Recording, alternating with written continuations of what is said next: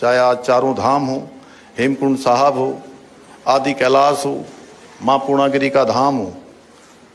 और पहले के सालों में जो यात्रा की स्थिति थी उससे आज कई गुना यात्रियों की संख्या बढ़ गई है। ये सब हमारे प्रधानमंत्री जी ने एक से एक सीमांत क्षेत्रों का स्वयं भ्रमण किया है।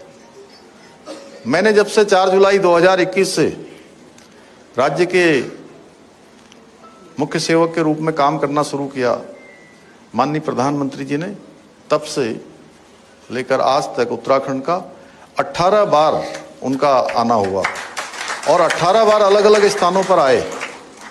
कभी वो देश के जिसको अंतिम गांव के रूप में संज्ञा दी जाती थी, माणा गांव, और उसी माणा गांव से उन्होंने कहा था, जो भारत का अंतिम गांव जाना जाता था, कहा जाता था, उन्होंने उस दिन वहां से उद्घोष किया था कि ये माणा गांव अब देश का ये अंतिम गांव नहीं होगा, अब माणा गांव और माणा गांव जैसे सभी जो हमारे सीमांत के गांव हैं वो देश के पहले गांव के रूप में जाने जाएंगे।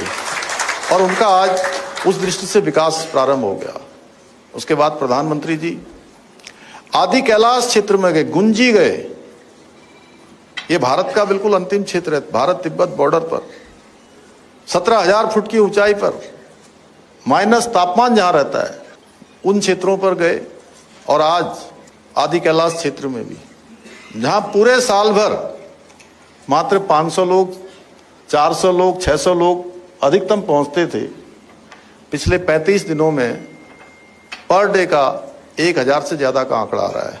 लगभग 35,000 की संख्या आदि कैलाश जाने वालों की भी जो है उस सीमा को पार कर गई है। एकदम से मतलब परिवर्तन आया है। पूर्णागिरी की, मां पूर्णागिरी की भी बात करूं मैं, सिद्धपीठ मां पूर्णागिरी का स्थल, वहां भी लगभग 24 लाख लोगों ने अभी तक मां पूर्णागिरी के दर्शन कर लिए हैं।